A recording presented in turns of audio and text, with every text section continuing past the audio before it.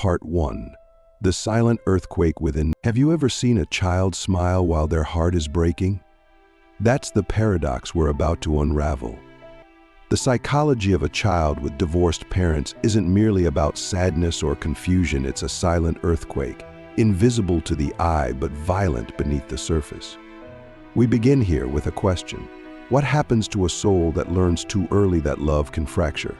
In this video, we're diving into the deepest philosophical and psychological layers of what it means to grow up between two broken worlds. You're not just watching a video, you're stepping into the mind of a child who has lived two realities and belonged fully to neither. Imagine this.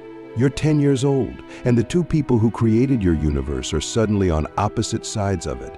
It's not just a split home, it's a split identity. The child undergoes something far more profound than most adults realize. They are not merely adapting to new routines or living out of two backpacks, they are becoming two versions of themselves.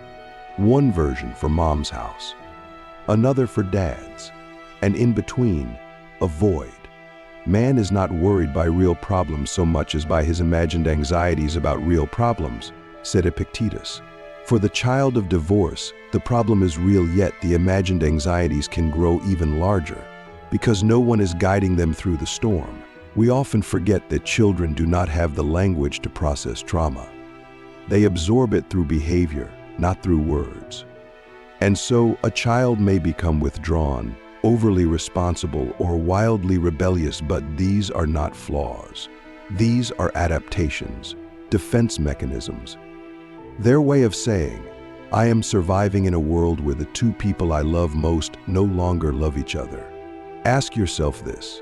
If love is the most beautiful thing we are taught, what happens when it becomes the first thing we watch fall apart?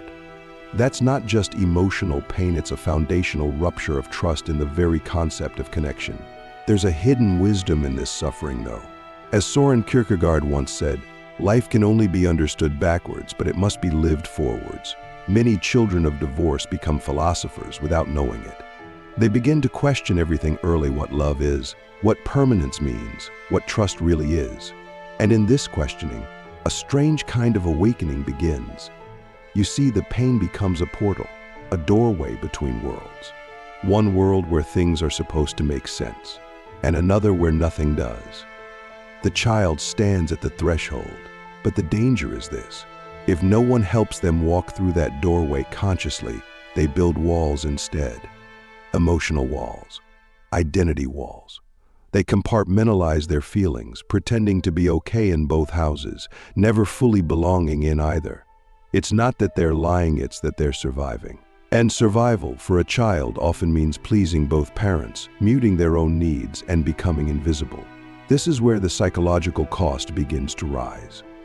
We must ask, what is the long-term price of learning to shrink yourself for the comfort of others? Let's take a moment to look at the concept of loyalty.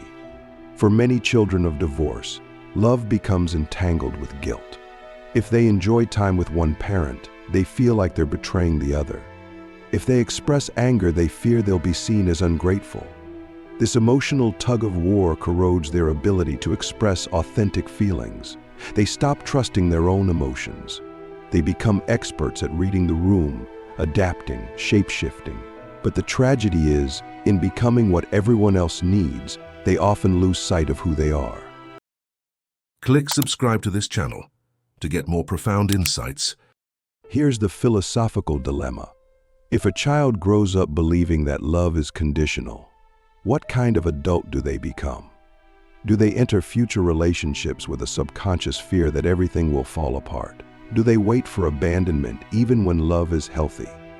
Do they test people just to see if they'll leave? These are the psychological ghosts that follow them. Not every child of divorce becomes damaged, but every child of divorce becomes changed. And often that change is invisible until years later. Let's go deeper. Think about identity. A child's identity is like wet cement, it's still forming. When a divorce happens, it's like someone throws a stone into that wet cement. The ripples shape the very core of who they become. And unless that stone is acknowledged, unless the child is supported in navigating these inner earthquakes, the hardened cement carries cracks into adulthood.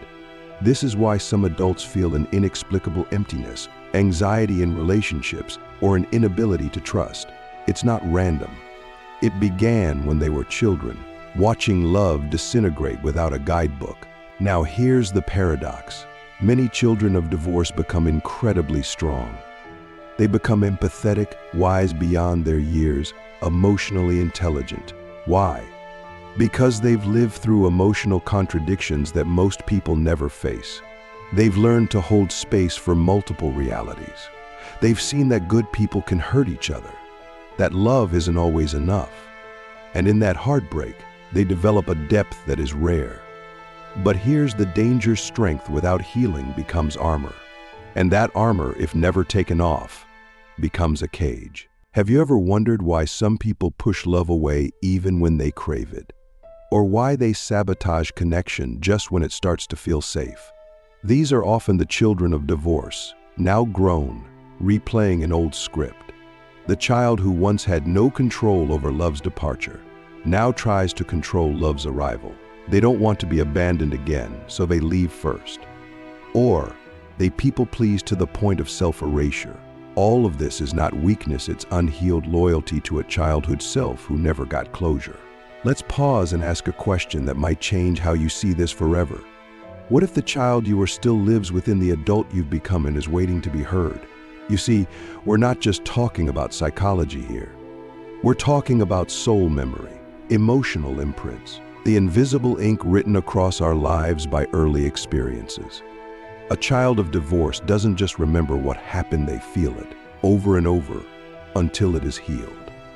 Healing begins when we stop pretending we were unaffected, when we allow ourselves to grieve not just the divorce, but the parts of ourselves we lost trying to survive it. There's something deeply philosophical about the journey of a child of divorce.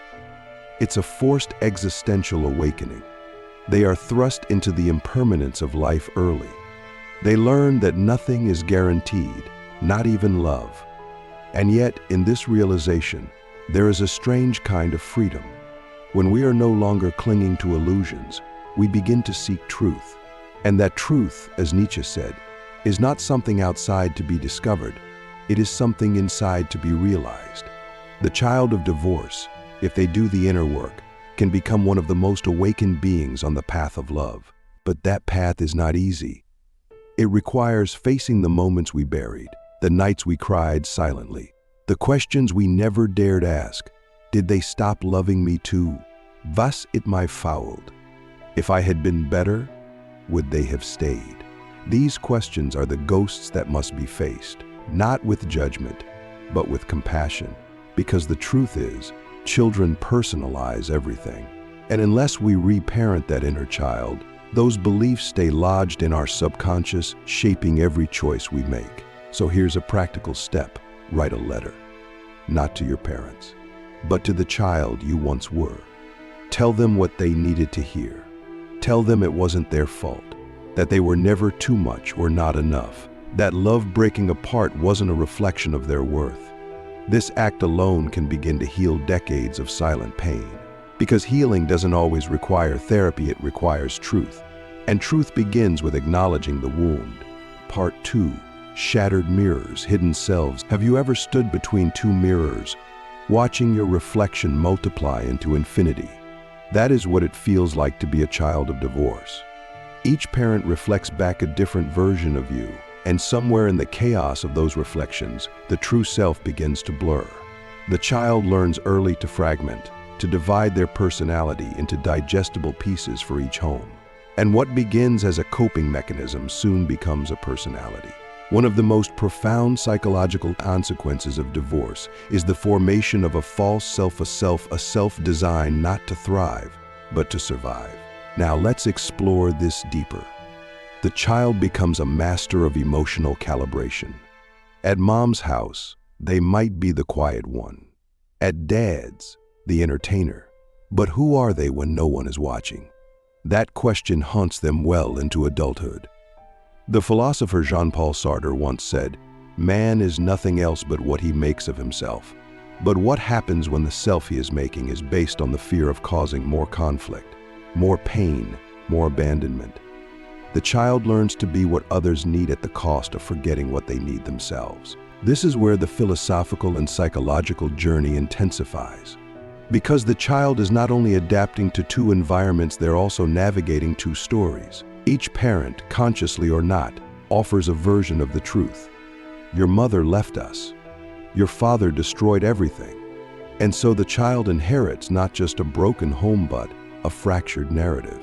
They must choose which version to believe, or worse, try to stitch both together into something coherent. But how can a young mind hold paradoxes meant for philosophers? This is the essence of the child's suffering: cognitive dissonance. They are forced to hold two competing realities, often without support, guidance, or clarity, and so they turn inward. They stop asking questions. They become quiet philosophers, watching life unfold with a skepticism most adults never develop. They begin to doubt love, truth, and even their own memory. The unexamined life is not worth living, said Socrates. But for the child of divorce, the examined life can be terrifying because it means facing truths no one else wants to admit. One of the most hidden wounds of divorce is the loss of innocence, not in the sexual sense, but in the existential one. The child who once believed in forever now believes in endings.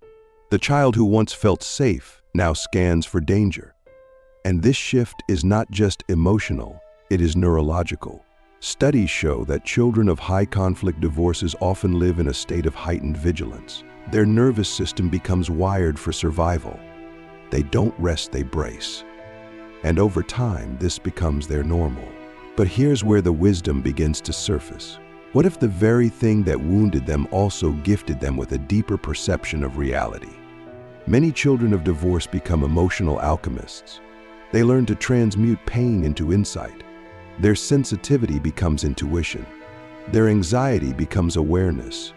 They become the ones who can feel a lie in the room, who can anticipate the mood of others before a word is spoken.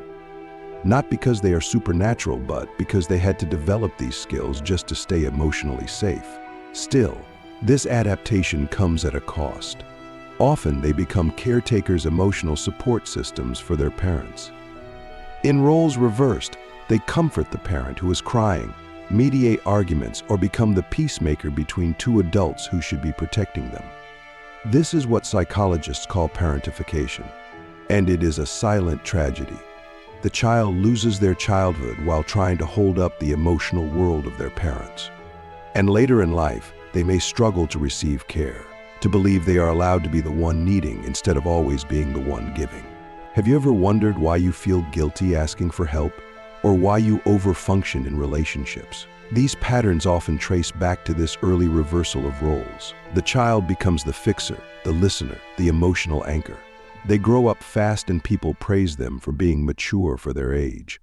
But inside, they are carrying a weight no child should bear. And unless that weight is unpacked, it becomes the invisible luggage they carry into every friendship, every romance, every moment of adulthood. Let's talk about anger.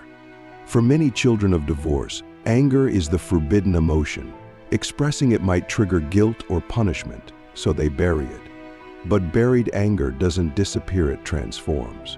It becomes self-blame, anxiety, or shame. Or it leaks out in passive aggression, perfectionism, or chronic self-doubt. Anger is not the enemy, it's a signal, a message that something was violated. And until that anger is honored, not feared, it will continue to sabotage their peace. Here's a question worth sitting with. What emotion did you learn was unsafe to express, and what did you lose by hiding it? This is not just a therapeutic exercise. It's a recovery of self. Because the child who survived divorce didn't just lose a family structure, they lost parts of themselves they believed were unacceptable. And healing begins when we say, you are allowed to be angry. You are allowed to be sad. You are allowed to be confused. Validation is not weakness. It is resurrection. It brings back to life the parts of us we buried to make others comfortable. Now we must address the adult relationships of children of divorce. Many enter adulthood craving love but fearing it. They want intimacy but mistrust it. They long for connection but expect abandonment. This creates a push-pull dynamic in relationships. They may become overly attached or emotionally distant. They may test their partner's loyalty constantly or sabotage love before it gets too close. This is not dysfunction, it's protection. The heart remembered what it felt like to be broken, and it swore never to feel that again. But here lies the invitation. What if love isn't always like the love we saw break? What if we are allowed to relearn what connection means? To rebuild our definition of trust, not from our childhood wounds, but from our adult wisdom. As Carl Jung said, "I am not what happened to me, I am what I choose to become." The child of divorce has a choice not to erase the past, but to transcend it, to write a new story that honors the pain, but doesn't repeat it. That story begins with self-awareness, with recognizing the patterns, the triggers, the unspoken fears. It requires honesty, the kind that pierces through denial and says, "I'm still hurting." But it also requires hope, the belief that healing is not only possible, it's inevitable, if we dare to look inward. Because the same mind that was shaped by trauma can also be reshaped by intention. Neuroplasticity is real. Emotional rewiring is real. But it begins with facing the mirror and not looking away. So what's the practical step here? Begin to track your emotional patterns. Notice when you shut down, when you over-explain, when you fear being a burden. These are not just habits, they are echoes of the child within you. And when you notice them, speak gently to yourself. Say, "This was your protection then, but now we are safe. Now we can choose differently." This is not self-help fluff. This is inner reprogramming, psychological liberation. Part 3, the alchemy of healing and wholeness. What if the wound you carry isn't just a scar but a sacred map? In this final part of our journey, we're going to explore something profound, the transformation of pain into power, of fragmentation into wholeness. For the child of divorce, healing is not about pretending it didn't hurt. It's about honoring how deeply it did, and choosing every day to live from awareness instead of avoidance. You see, your pain isn't the end of your story. It's the doorway to something much greater. Let's step into that doorway together. Healing begins with a radical act, the refusal to abandon yourself. So many children of divorce grew up feeling emotionally abandoned, not because their parents didn't love them, but because the emotional chaos of the divorce left little room for their inner world. This abandonment becomes internalized. They begin to abandon themselves, their needs, their voice, their truth. But today, we reclaim that voice. Today, we say, "I will no longer betray myself to keep others comfortable." The philosopher Marcus Aurelius wrote, "The soul becomes dyed with the color of its thoughts." For the child of divorce, thoughts often became steeped in fear, rejection, or unworthiness. But what if we could change the color?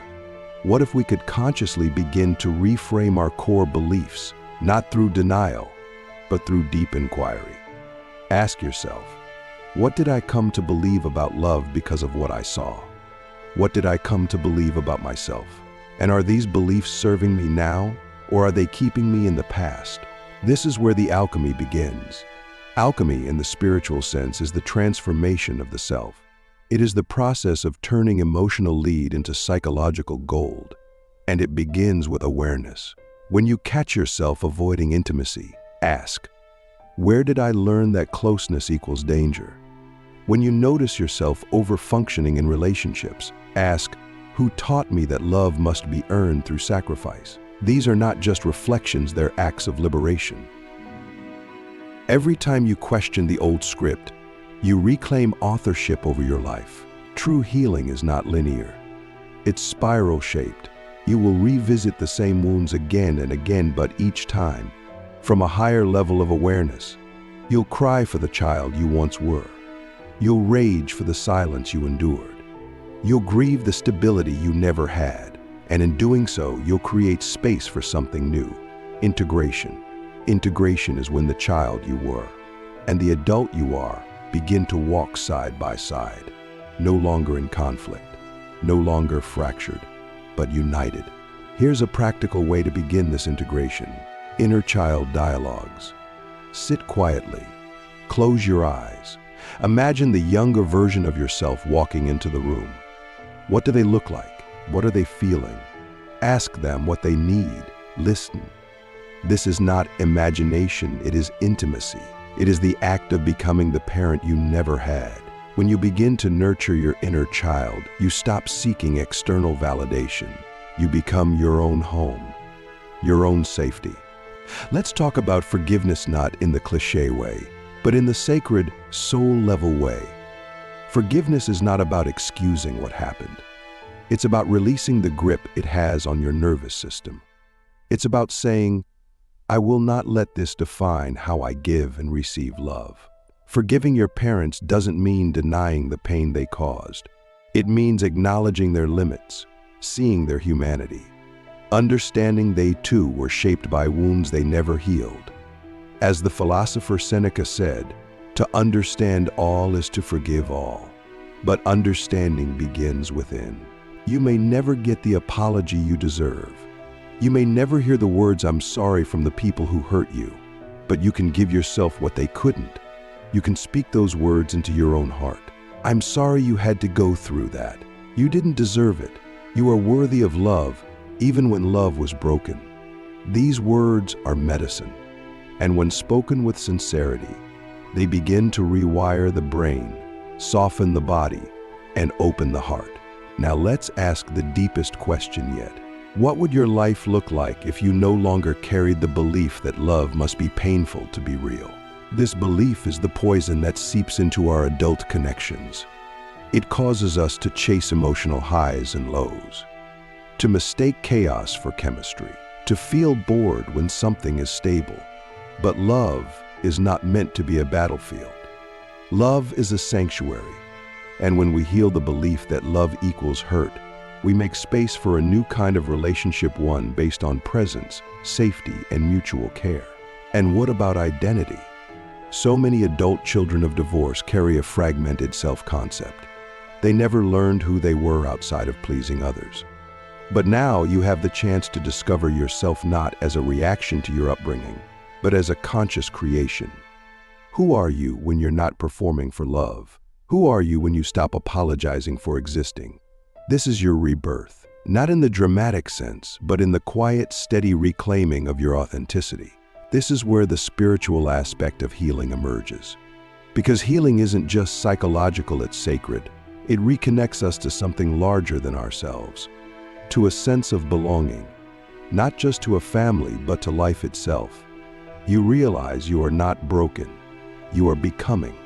Every wound you've carried has shaped your compassion. Every tear has softened your ego. Every moment you felt alone has prepared you to be a guide for others. You are not a victim, you are a vessel. And perhaps that is the hidden purpose of your pain, to awaken you, to turn you into someone who doesn't just survive, but who helps others survive. The child who once felt invisible now becomes a lighthouse, a voice, a presence. This is the final transformation from hurt to healer, from silence to song. The story of your life is not tragic, it's epic, and it's still being written. So what's the final step? Embodiment. Live your healing. Don't just talk about it, be it. Set boundaries. Ask for your needs. Say no without guilt. Say yes without fear. Choose relationships that nourish your nervous system. Let safety be your compass, not intensity. Let stillness be your new home. And when the old patterns whisper, you're not enough, answer back with truth. I am more than enough. I am whole.